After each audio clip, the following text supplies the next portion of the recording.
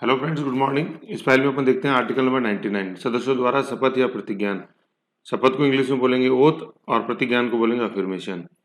संसद के प्रत्येक सदन का प्रत्येक सदस्य, ये चीज इंपॉर्टेंट है। प्रत्येक सदन मतलब राज्यसभा और लोकसभा दोनों की बात है। प्रत्येक सदस्य मतलब चाहे वो इलेक्टेड है, ठीक है ना।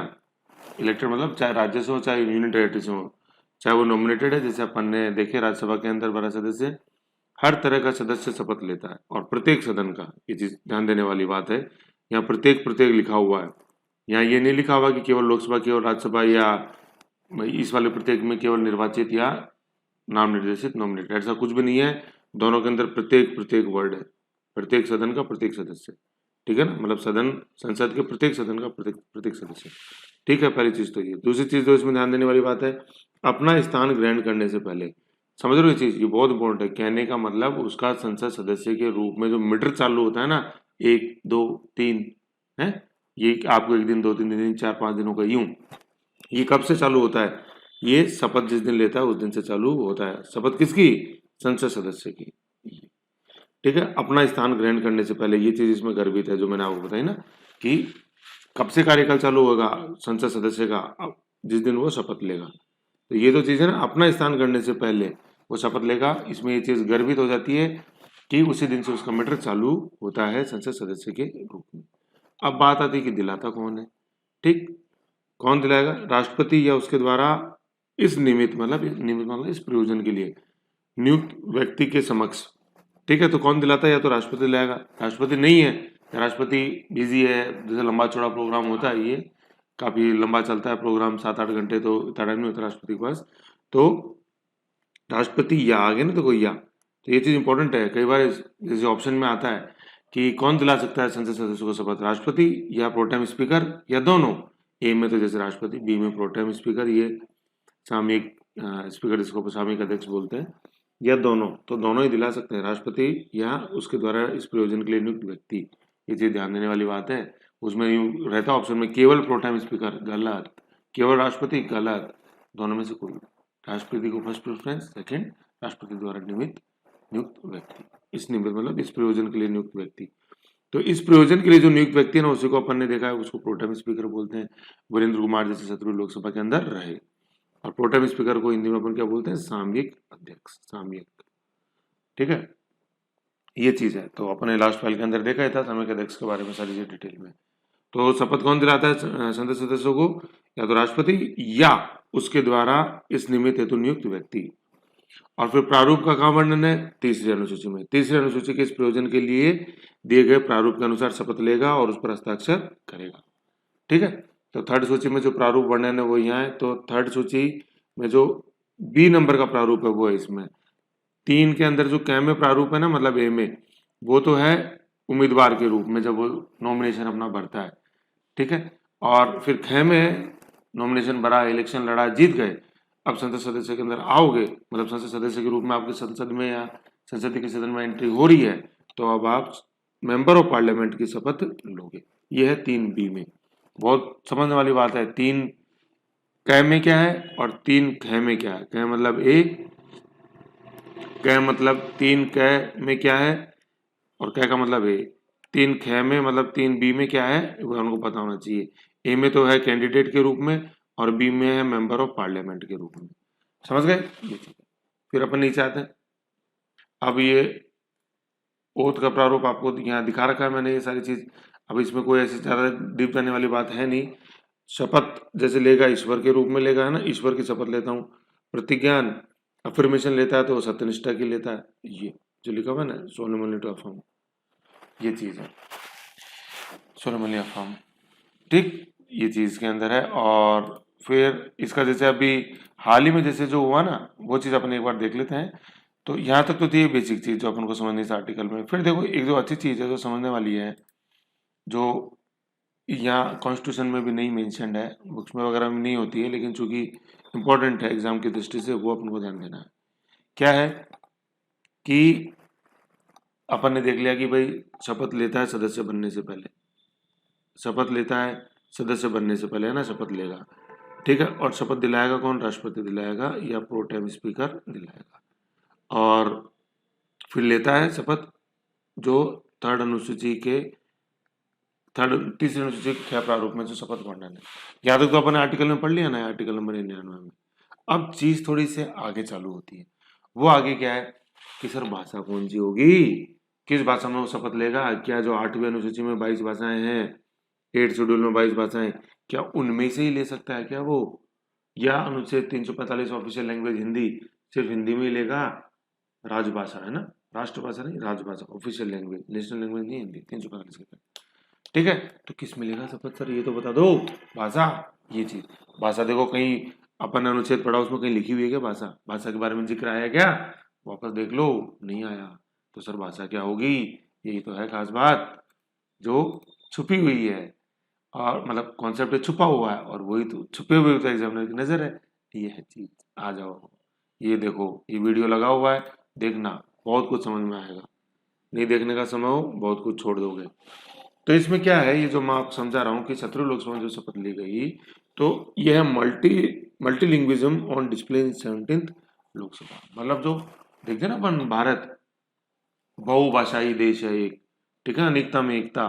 तो इसका बहुत अच्छा उदाहरण है अनेकता में एकता, कि अनेकता तो ये अनेक भाषाओं में शपथ ली गई, और एकता मतलब सभी लोकसभा के सदस्य के रूप में वो है। तो एक लोकसभा एकता दिखा रही है, अनेक भाषाओं में शपथ लेना अनेकता दिखा रही है। तो ये राजनीतिक अनेकता में एकता जो है ना, एक्चुअली होता क्या है, देखो मैं आपको क्यों समझा रहा हूँ। एक अपना टॉपिक है, भारत अनेकता में एकताओं वाला देश है। अब अनेकता तो आप खूब दिखा दोगे कि सर अनेक धर्म, अनेक ये भाषाएं, फलाना डिमका सब कुछ। अब बात आती है एकता तो दिखाओ।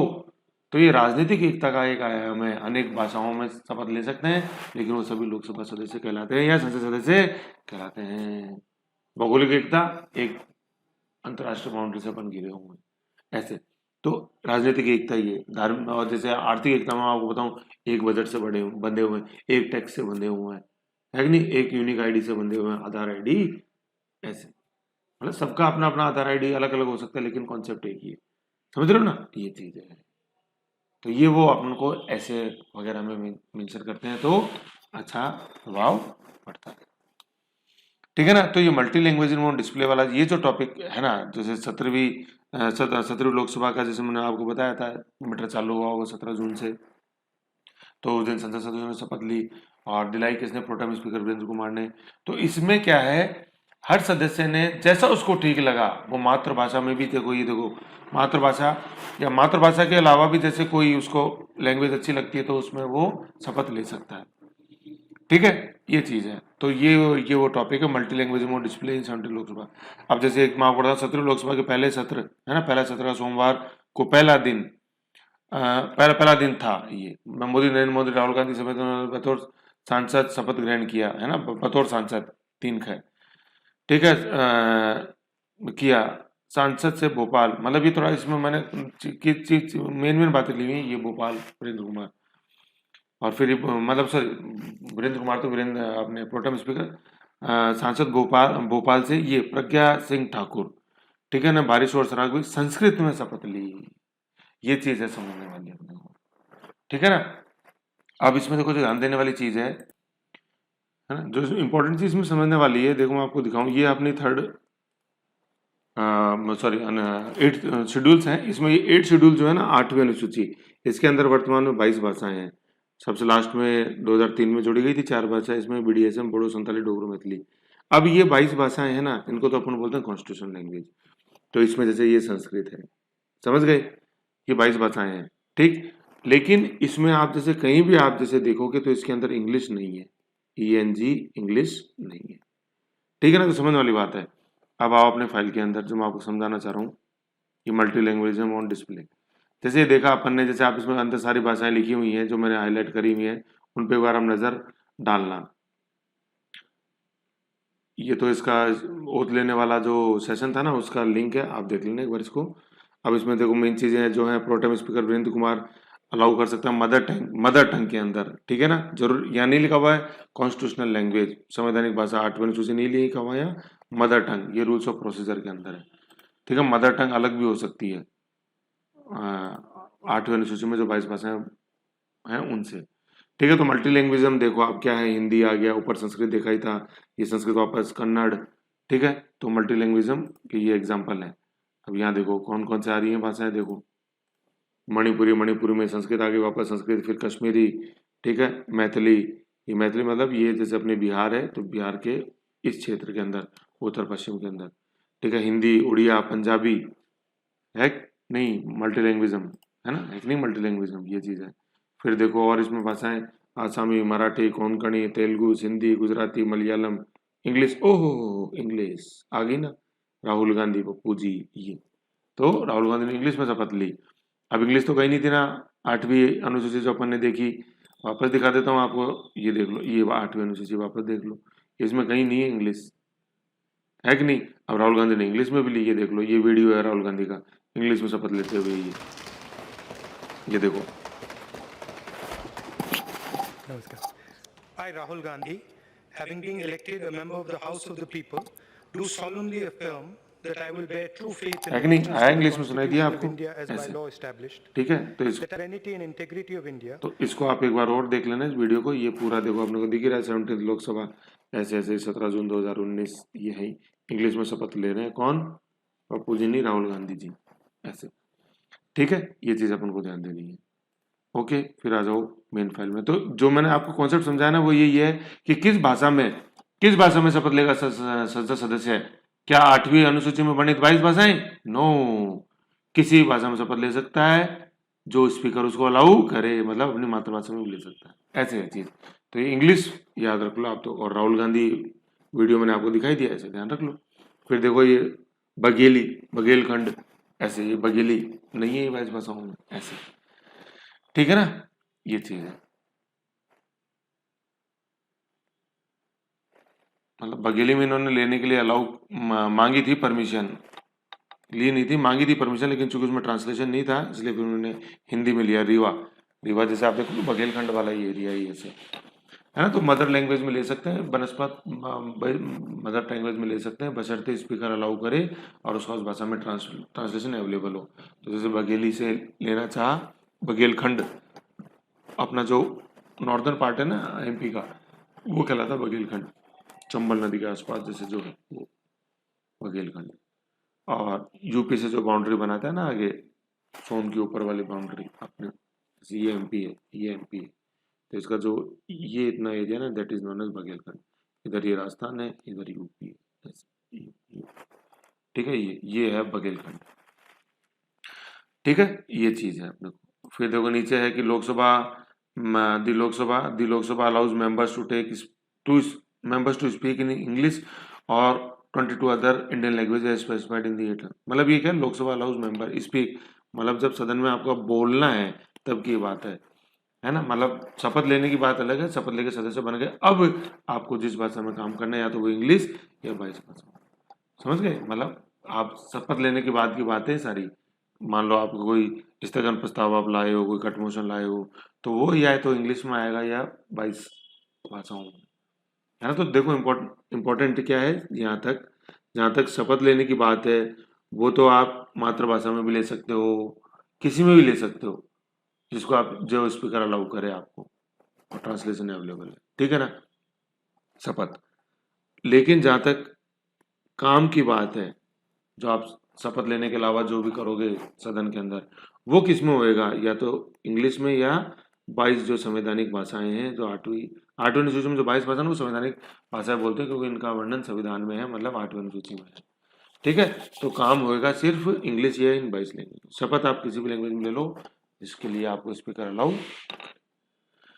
343 के अंदर था ये राष्ट्रभाषा, सॉरी राजभाषा, ये ऑफिशियल लैंग्वेज है ना। 343 और 345 दोनों में, 343 में यूनियन के लिए है, 345 में पर्टिकुलर राज्य के लिए है, और ये है ऑफिशियल लैंग्वेज, जिसको अपन क्या बोलते हैं, राजभाषा, राष्ट्रीय नहीं राजभाषा।